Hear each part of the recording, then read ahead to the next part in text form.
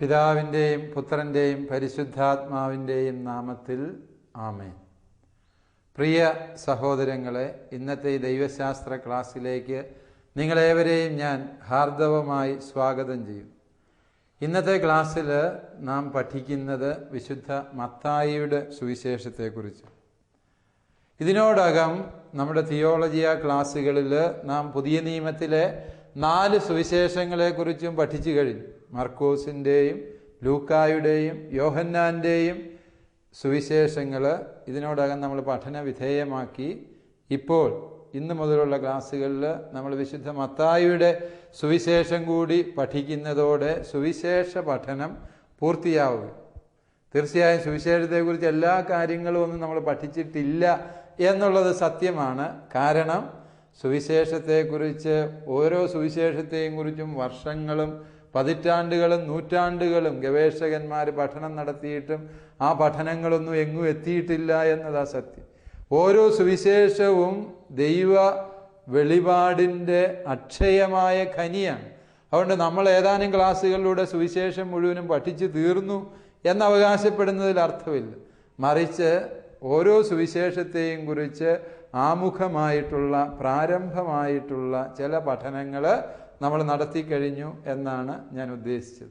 ഇന്നത്തെ സുവിശേഷത്തിൽ നാം പ്രധാനമായും ചർച്ച ചെയ്യുന്നത് വിശുദ്ധ മത്തായിയുടെ സുവിശേഷത്തെക്കുറിച്ച് തന്നെ.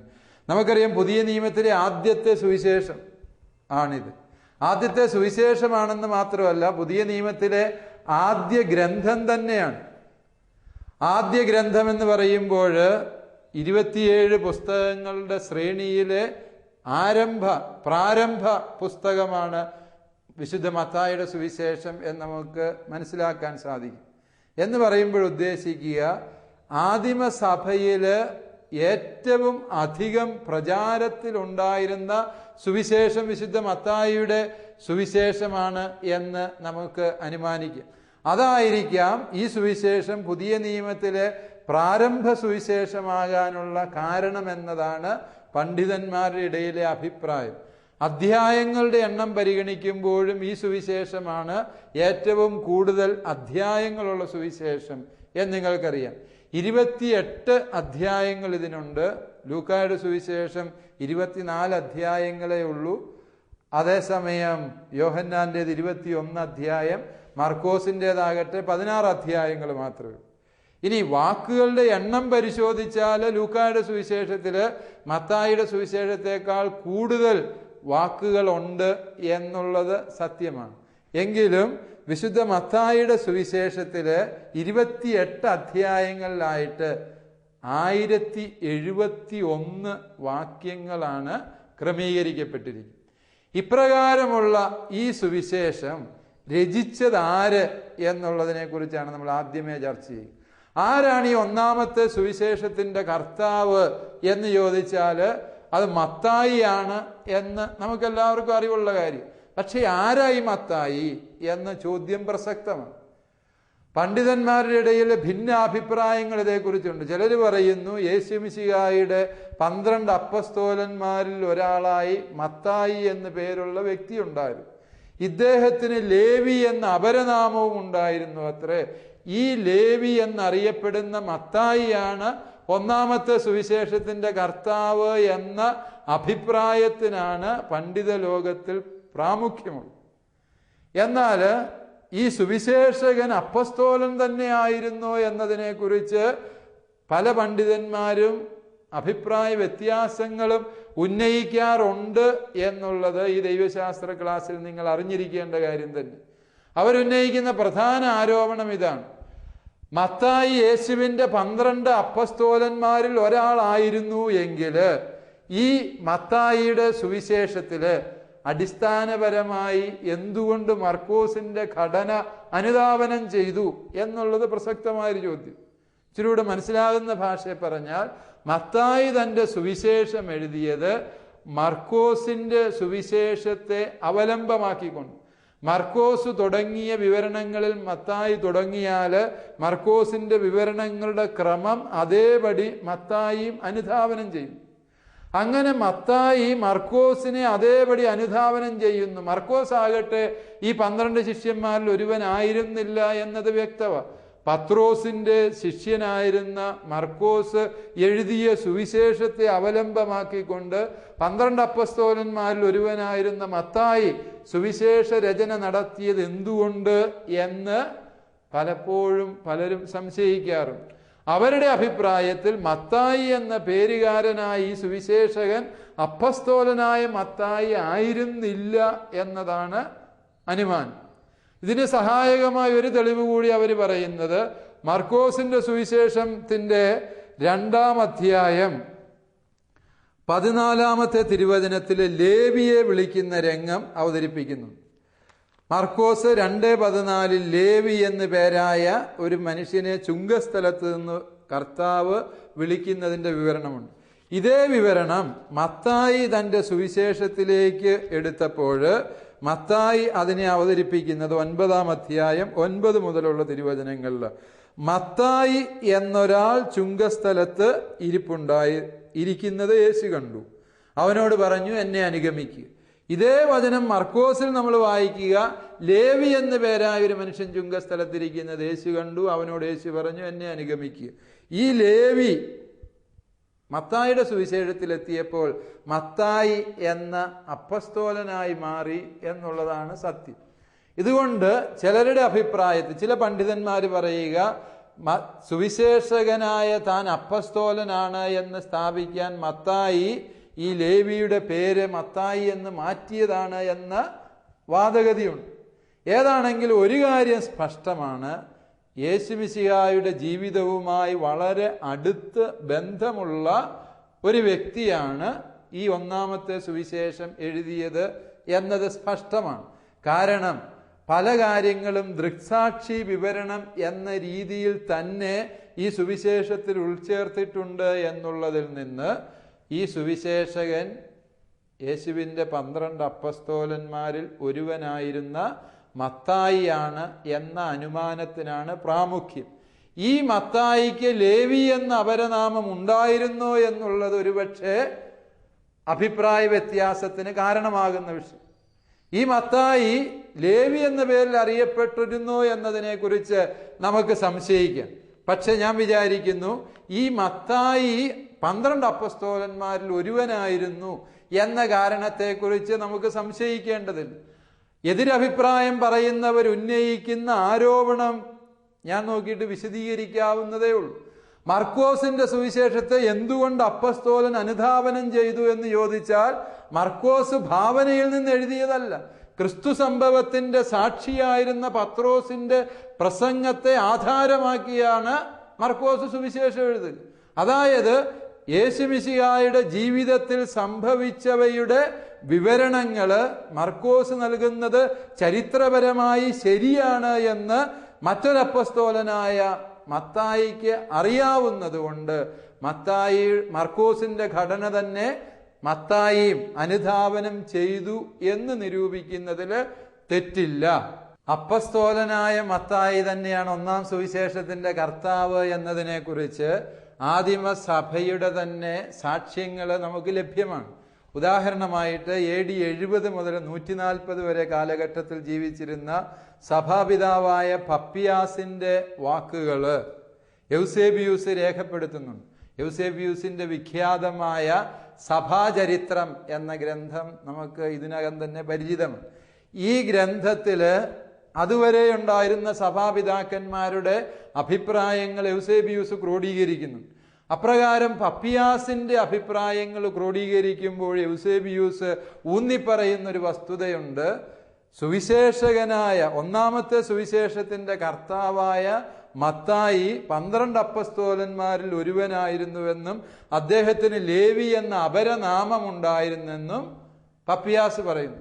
ഇതോടൊപ്പം പപ്പിയാസ് പറയുന്ന ഒരു വസ്തുതയും കൂടി ശ്രദ്ധാർഹമാണ്. പപ്പിയാസ് പറയുന്നത് മത്തായി തൻ്റെ സുവിശേഷം രചിച്ചത് വിശുദ്ധ ഭാഷയായ ഹീബ്രുവിലാണ്, ഹെബ്രായ ഭാഷയിലാണ് എന്നുകൂടി പപ്പിയാസ് രേഖപ്പെടുത്തുന്നുണ്ട്. അദ്ദേഹത്തിന്റെ അഭിപ്രായം അനുസരിച്ച് ഇപ്പോൾ നമുക്ക് ലഭിച്ചിട്ടുള്ള ഗ്രീക്ക് ഗ്രന്ഥം ഈ ഹെബ്രായ ഗ്രന്ഥത്തിൻ്റെ ഭാഷാന്തരമാണ് അല്ലെങ്കിൽ വിവർത്തനമാണ് എന്നതാണ് പപ്പിയാസിന്റെ അഭിപ്രായം. ഇതിന്റെ ആധികാരികതയെക്കുറിച്ച് പിന്നീട് നമ്മൾ ചർച്ച ചെയ്യും. ഏതാണെങ്കിലും പപ്പിയാസിന്റെ വാക്കുകളിൽ നിന്ന് ഒരു കാര്യം സ്പഷ്ടമാണ്: 12 അപ്പസ്തോലന്മാരിൽ ഒരുവനായിരുന്നു ആദ്യ സുവിശേഷത്തിന്റെ കർത്താവായ വ്യക്തി എന്ന് നമുക്ക് അനുമാനിക്കും. പപ്പിയാസ് മാത്രമല്ല, തുടർന്ന് ഒരിജനും ഇറണേവൂസും ക്ലെമന്റ് ഓഫ് അലക്സാണ്ട്രിയയും എല്ലാം ഇതേ അഭിപ്രായം തന്നെ പറയുന്നു. അതായത് AD 1-ാം നൂറ്റാണ്ടിന്റെ അവസാനം മുതൽ അഥവാ 2-ാം നൂറ്റാണ്ടിന്റെ ആരംഭം മുതൽ ആദ്യ സുവിശേഷത്തിന്റെ കർത്താവ് വിശുദ്ധ മത്തായിയാണ് എന്നതിനെ കുറിച്ച് സഭാപിതാക്കന്മാരുടെ ഇടയിൽ അഭിപ്രായ ഐക്യമുണ്ടായിരുന്നു എന്നാണ് ഇതുവരെയും പറഞ്ഞു വന്നത്. തന്നെയുമല്ല, 2-ാം നൂറ്റാണ്ട് മുതൽ വിശുദ്ധ മത്തായിയുടെ സുവിശേഷം എന്ന പേരിലാണ് ഈ ഗ്രന്ഥം അറിയപ്പെട്ടു തുടങ്ങി. അതുകൊണ്ട് തന്നെ ഈ സുവിശേഷത്തിൻ്റെ ഗ്രന്ഥകാരൻ അല്ലെങ്കിൽ കർത്താവ് 12 അപ്പസ്തോലന്മാരിൽ ഒരുവനായ മത്തായിയാണ് എന്ന് നമുക്ക് അനുമാനിക്കും. ഈ മത്തായിയെ കുറിച്ച് വിശദമായിട്ട് ചിന്തിച്ചാൽ ഈ മത്തായി ആരായിരുന്നു? 2 വ്യത്യസ്ത അഭിപ്രായങ്ങൾ ഇതേക്കുറിച്ച് വളരെ ശക്തമായിട്ടുണ്ട്. ഒന്നാമത്തെ അഭിപ്രായം ഇദ്ദേഹം ഒരു വിജാതീയനായിരുന്നു എന്നുള്ളത്.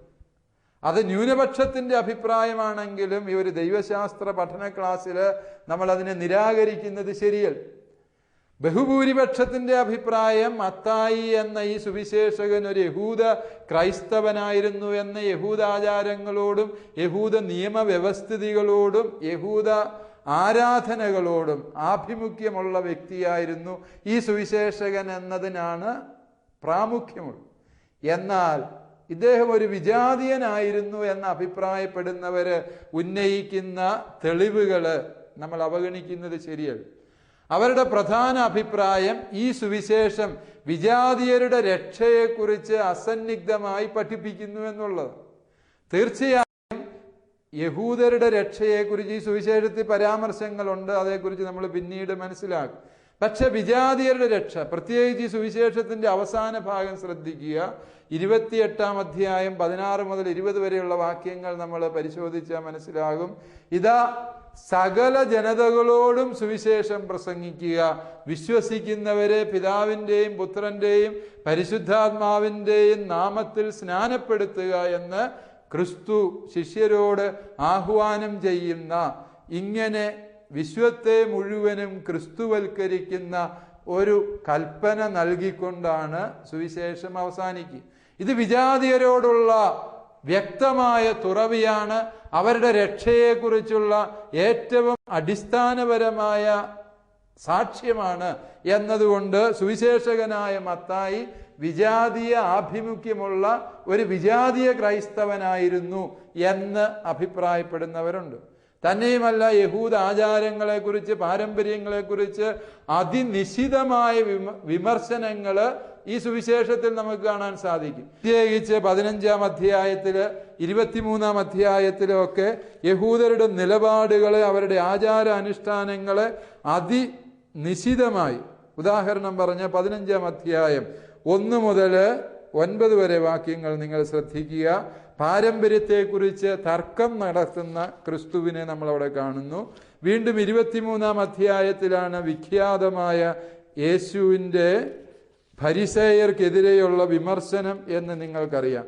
കപടനാട്യക്കാരായ നിയമജ്ഞരെ, ഫരിസേയരെ, നിങ്ങൾക്ക് ദുരിതം എന്ന് പറഞ്ഞ് ഫരിസേയർക്കെതിരെ അതിശക്തമായ വിമർശനം ക്രിസ്തു ഈ സുവിശേഷത്തിൽ ഉന്നയിക്കുന്നുണ്ട് എന്നുള്ളതും വസ്തുത.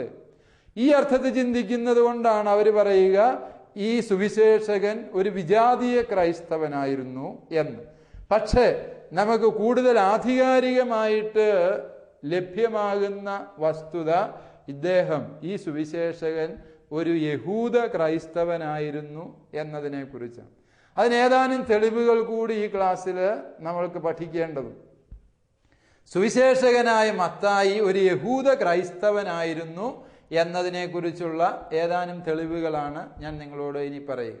ഒന്നാമതായി, ഈ സുവിശേഷത്തിൽ യേശുവിനെ പുതിയ മോശയായിട്ടാണ് സുവിശേഷകൻ അവതരിപ്പിക്കുന്നത്. പുതിയ മോശയാണ് ക്രിസ്തു.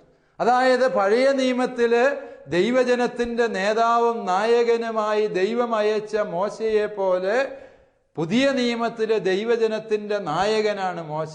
മോശ എന്നത് യഹൂദ മതവിശ്വാസത്തിന്റെ അടിത്തറയായി നിൽക്കുന്ന വിശ്വാസ പ്രമാണങ്ങളിലൊന്നാണ്. അങ്ങനെ ഒരു വിശ്വാസത്തിന്റെ സാക്ഷ്യമാണ് മോശ. ആ മോശ എന്ന പ്രതീകത്തെ പുതിയ നിയമത്തിലേക്ക് എടുത്ത് ഉപയോഗിക്കുന്നതിൽ നിന്ന് ഒരു കാര്യം വ്യക്തമാണ്: ഈ സുവിശേഷകൻ തീർച്ചയായും പഴയ നിയമത്തോട് ആഭിമുഖ്യമുള്ള യഹൂദ വിശ്വാസത്തോട് താല്പര്യമുള്ള ഗ്രന്ഥകർത്താവാണ് എന്ന്. ഈ സുവിശേഷകൻ യഹൂദ ക്രൈസ്തവനായിരുന്നു എന്നുള്ളതിൻ്റെ രണ്ടാമത്തെ തെളിവായി പറയപ്പെടുന്നത് ഇദ്ദേഹത്തിന് യഹൂദ നിയമങ്ങളിലുള്ള ആചാരങ്ങളിലുള്ള അവഗാഹവും അതിനോടുള്ള ബഹുമാനവും മൂലമാണ്. ഉദാഹരണം, ഗിരിപ്രഭാഷണങ്ങൾ നിങ്ങൾ നോക്കുക. ഗിരിപ്രഭാഷണത്തിലുടനീളം നിയമത്തിൻ്റെ വള്ളിയും പുള്ളിയും വിട്ടുകളയാത്ത ക്രിസ്തുവിനെയാണ് ഈ സുവിശേഷകൻ അവതരിപ്പിക്കുക. നിയമത്തിന് പുതിയ വ്യാഖ്യാനങ്ങൾ മത്തായിയുടെ സുവിശേഷത്തിൽ യേശു നൽകുന്നുണ്ടെന്നുള്ളത് വ്യക്തമാണ്. പക്ഷേ ഈ വ്യാഖ്യാനങ്ങൾ നൽകുമ്പോഴും നിയമത്തെ അങ്ങേയറ്റം ഉദാത്തമായിട്ട് അംഗീകരിക്കുകയും അവതരിപ്പിക്കുകയും ചെയ്യുന്നതിൽ ഈ സുവിശേഷത്തിലെ ക്രിസ്തു ദത്തശ്രദ്ധനാണ്. അതിൽ നിന്ന് നമുക്ക് മനസ്സിലാവുക യഹൂദ നിയമത്തെ ആദരിക്കുന്ന വ്യക്തിയാണ് ഈ ഗ്രന്ഥകർത്താവ് എന്നും തന്മൂലം അദ്ദേഹം ഒരു യഹൂദ ക്രൈസ്തവനായിരുന്നു എന്നും ഊഹിക്കാവുന്നു. മൂന്നാമത്തെ തെളിവായിട്ട് നമുക്ക് പറയാൻ സാധിക്കുന്നത് പഴയ നിയമങ്ങളുടെ പൂർത്തീകരണമായിട്ടാണ് അദ്ദേഹം ഈ സുവിശേഷത്തിലെ സംഭവങ്ങളെ അവതരിപ്പിക്കും. കൃത്യമായി പറഞ്ഞാൽ 43 പഴയ നിയമ ഉദ്ധരണികൾ ഈ സുവിശേഷകൻ എടുക്കുന്നു. ഉദ്ധരണികളെ കൃത്യമായിട്ട് അല്ലാതെ പരിഗണിച്ചാൽ, എന്ന് പറഞ്ഞാൽ പഴയ നിയമത്തിലെ ഒരു സൂചന, ചില വാക്യഘടനകൾ എടുക്കുന്നത് പരിഗണിക്കുകയാണെങ്കിൽ ഏകദേശം 130 തവണ പഴയ നിയമ വചനങ്ങളോട് മത്തായി സാമീപ്യം പുലർത്തുന്നുണ്ട് എന്ന് നമുക്ക് മനസ്സിലാക്കാൻ കഴിയും. 12 തവണ ഈ അപ്പസ്തോലൻ, ഈ സുവിശേഷകൻ വളരെ വ്യക്തമായി പറയുന്നുണ്ട് പഴയ നിയമത്തിൽ ദൈവം പ്രവാചകൻ വഴി അരുളി ചെയ്യപ്പെട്ടത് പൂർത്തിയാകാനാണ് ഇത് സംഭവിച്ചത്. 1-ാം അധ്യായത്തിൽ തന്നെ നമ്മളിത് കാണുന്നുണ്ട്. അവന് യേശു എന്ന് പേരിടണം എന്ന് യൗസേപ്പിന് കൽപ്പന കൊടുത്തു കഴിഞ്ഞ ഉടനെ പറയുന്നുണ്ട് ദൈവം നമ്മോടുകൂടെ എന്നർത്ഥമുള്ള എമ്മാനുവൽ എന്ന് അവൻ വിളിക്കപ്പെടും. കാരണം ഇത് പ്രവാചകൻ വഴി അരുളി ചെയ്യപ്പെട്ടത് പൂർത്തിയാകാൻ വേണ്ടിയാണ് എന്ന് 1-ാം അധ്യായം 22-ാം വചനത്തിൽ നാം വായിക്കുന്നു. അപ്പൊ ഇതിൽ നിന്ന് നമ്മൾക്ക് മനസ്സിലാക്കുക പഴയ നിയമ ഗ്രന്ഥങ്ങളോട് താല്പര്യമുണ്ട് എന്ന് മാത്രമല്ല, പഴയ നിയമ ഗ്രന്ഥങ്ങളിലെ സംഭവങ്ങളെ അനായാസേന ക്രിസ്തു സംഭവവുമായി കോർത്തിണക്കാൻ പോരുന്ന അവഗാഹമുള്ള ഗ്രന്ഥകാരനായിരുന്നു മത്തായി എന്ന് നമുക്ക് ഇതിൽ നിന്ന് അനുമാനിക്കാവുന്നു. 4-ാമത്തെ തെളിവ് ഇദ്ദേഹം ഒരു യഹൂദ ക്രൈസ്തവനായിരുന്നു എന്നുള്ളതിൻ്റെ 4-ാമത്തെ തെളിവ് ഇദ്ദേഹം വിജാതീയരുടെ രക്ഷ യഹൂദ രക്ഷയ്ക്ക് ശേഷം സംഭവിക്കേണ്ട കാര്യമാണ് എന്നതിനെ കുറിച്ച് അഭിപ്രായപ്പെടുന്നു എന്നുള്ളതാണ്. അതിനെ പർട്ടിക്കുലർ മിഷൻ എന്ന് ദൈവശാസ്ത്രത്തിൽ പറയാറുണ്ട്. എന്ന് പറഞ്ഞാൽ യഹൂദർക്ക് തനതായിട്ടുള്ള ദൗത്യവുമായിട്ടാണ് ക്രിസ്തു തൻ്റെ പരസ്യ ജീവിതം തുടങ്ങുന്നത് എന്നും ക്രിസ്തു സംഭവത്തിലൂടെ യഹൂദരക്ഷ സാധ്യമായ ശേഷമേ സകല വിജാതീയർക്കും ഈ രക്ഷയിൽ പങ്കാളിത്തം ലഭിക്കുന്നുള്ളൂ എന്നും ഉള്ള ദർശനമാണ് വിശുദ്ധ മത്തായിയുടെ രക്ഷാശാസ്ത്രം. ഇത് യെശയ്യാ പ്രവാചകന്റെ രക്ഷാശാസ്ത്രം തന്നെയാണ്. സിയോൻ മല എല്ലാ മലകൾക്കും മേലെ ഉയർന്നു നിൽക്കുന്ന കാലത്ത് സകല ജനപദങ്ങളും സിയോൻ മലയിലേക്ക് വരും എന്ന ഐസയാസിന്റെ ദർശനം തന്നെയാണ് ഇവിടെ മത്തായിയും ഉദാഹരിക്കുന്നത് എന്നത് വ്യക്തമാണ്. അപ്പോൾ നാം പറഞ്ഞു വന്നത് ഈ യഹൂദരുടെ രക്ഷയുടെ പ്രാമുഖ്യത്തിന് അല്ലെങ്കിൽ പ്രാധാന്യത്തിന് മത്തായി കൊടുക്കുന്ന ശ്രദ്ധ എന്നത് അദ്ദേഹം ഒരു യഹൂദ ക്രൈസ്തവനായിരുന്നു എന്നുള്ളതിൻ്റെ തെളിവാണ്. 2 ഉദാഹരണങ്ങളെങ്കിലും നിങ്ങൾ ഓർത്തിരിക്കുന്നത് നല്ലതാണ്. 10-ാം അധ്യായത്തിൽ അപ്പസ്തോലന്മാരെ അയക്കുമ്പോൾ ക്രിസ്തു പറയുന്നുണ്ട് നിങ്ങൾ വിജാതീയരുടെ പട്ടണത്തിൽ പോകരുത് എന്ന് നിർദ്ദേശം കൊടുത്തു. ഇസ്രായേൽ വംശത്തിലെ 10-ാം അധ്യായം 6-ാം വചനം, ഇസ്രായേൽ വംശത്തിലെ നഷ്ടപ്പെട്ടു പോയ ആടുകളുടെ അടുത്തേക്ക് പോകുവിൻ എന്നതാണ് നിർദ്ദേശം. വിജാതിയരുടെ അടുത്തേക്ക് പോകരുത് എന്ന 5-ാം വചനത്തിൽ വ്യക്തമായ നിർദ്ദേശം. വീണ്ടും 15-ാം അധ്യായത്തിൽ സീറോ ഫിനീഷ്യൻ വംശജയായ അഥവാ കാനാന്യക്കാരിയായ ആ സ്ത്രീയോട് സംസാരിക്കുമ്പോൾ ഈശോ പറയുന്ന വചനം വളരെ ബാലിശമെന്ന് നമുക്ക് തോന്നാം. അവളോട് കർത്താവ് പറയുകയാണ്, 26-ാം വചനം, 15-ാം അധ്യായം 26-ാം വചനം, മക്കളുടെ അപ്പമെടുത്ത് നായ്ക്കൾക്ക് എറിഞ്ഞു കൊടുക്കുന്നത് ഉചിതമല്ല എന്നാണ് അവൾ പറയുന്നത്. അതായത് യഹൂദരെ മക്കളായും വിജാതിയരെ നായ്ക്കളായും ചിത്രീകരിക്കുന്ന ഈ ഒരു ചിന്താരീതി എന്ന് പറയുന്നത് അത് യഹൂദ മനസ്സിൽ നിന്ന് മാത്രം വരുന്നൊരു ചിന്താരീതിയാണെന്നും അതുകൊണ്ട് തന്നെ ഈ ഗ്രന്ഥകാരൻ ഒരു യഹൂദ ക്രൈസ്തവനായിരുന്നു എന്നതുമാണ് പണ്ഡിത ലോകത്തിന്റെ പൊതു അഭിപ്രായം. ഞാൻ വിചാരിക്കുന്നു ഈ അഭിപ്രായത്തോട് യോജിക്കുന്നതിനാണ് കൂടുതൽ കാരണങ്ങളുള്ളത്. തന്നെയുമല്ല, ഈ സുവിശേഷത്തില് സിനഗോഗുമായിട്ട് സൗഹൃദത്തിൽ കഴിയുന്ന സമൂഹത്തെക്കുറിച്ചാണ് പറയുക. യഹൂദരെ ശത്രുപക്ഷത്ത് നിർത്തുന്ന യോഹന്നാന്റെ ശൈലി മത്തായിലില്ല എന്നതൊക്കെ ഇദ്ദേഹം ഒരു യഹൂദ ക്രൈസ്തവനായിരുന്നു എന്ന അനുമാനത്തെ അടിവരയിട്ട് സമർത്ഥിക്കുന്നതാണ് എന്നതാണ് സത്യം. കൂടുതൽ കാര്യങ്ങൾ തുടർന്നുള്ള ക്ലാസ്സിൽ നമുക്ക് പഠിക്കാം. ദൈവം നമ്മെ സമൃദ്ധമായി അനുഗ്രഹിക്കട്ടെ.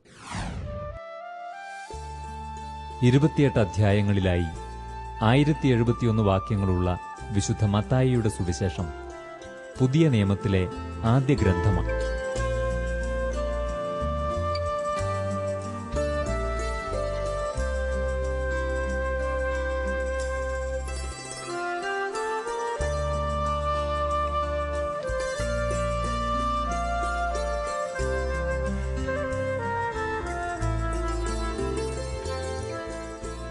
പന്ത്രണ്ട് അപ്പസ്തോലന്മാരിൽ ഒരുവനായ മത്തായി ശ്ലീഹായാണ് ആദ്യ സുവിശേഷത്തിന്റെ കർത്താവ് എന്ന് പരമ്പരാഗതമായി പരിഗണിക്കപ്പെടുന്നു.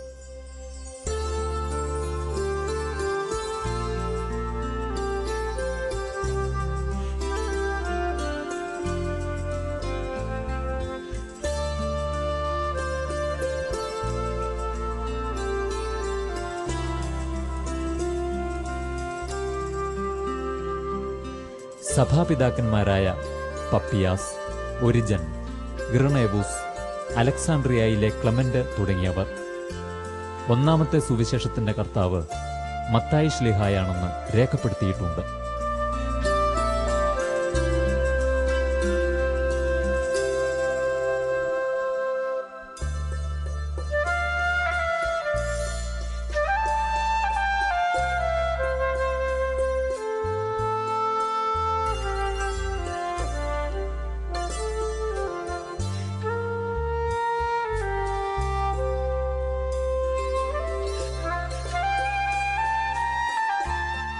സുവിശേഷകൻ ഒരു യഹൂദ ക്രൈസ്തവനാണ് എന്ന നിഗമനത്തിനാണ് പ്രാമുഖ്യമുള്ളത്.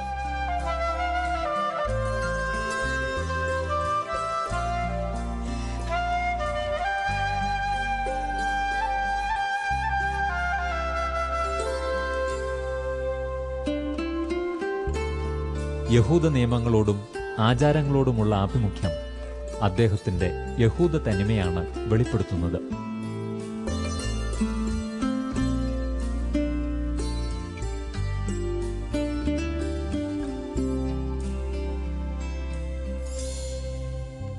യേശുവിനെ പുതിയ മോശയായിട്ട് അവതരിപ്പിക്കുന്നതിലും മത്തായിയുടെ യഹൂദാഭിമുഖ്യമാണ് വ്യക്തമാകുന്നത്.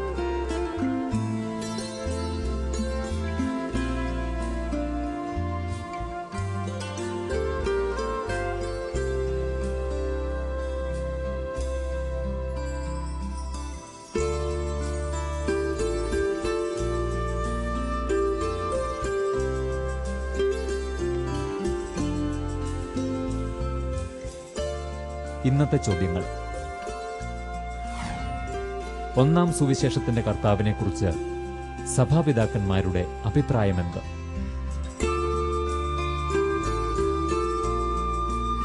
ഒന്നാം സുവിശേഷകൻ വിജാതീയനാണെന്ന് അഭിപ്രായപ്പെടുന്നവരുടെ വാദഗതികൾ ഏവ.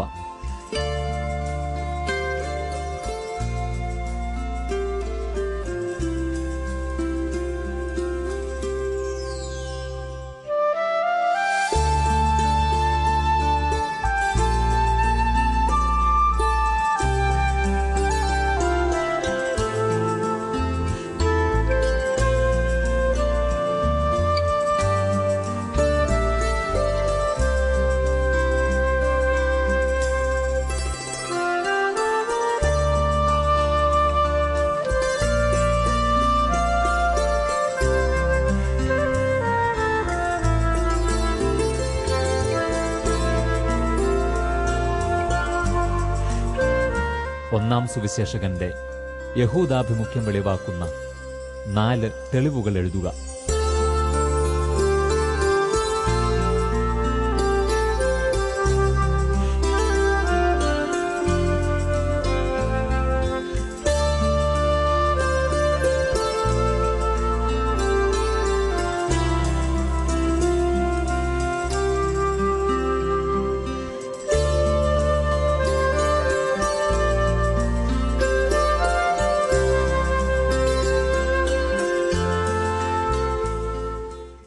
കോഴ്സുകളെക്കുറിച്ചുള്ള വിശദ വിവരങ്ങൾക്ക് the director, alpha institute of theology and science, Sandeshabhavan, post box number 70, Thalassery 670101.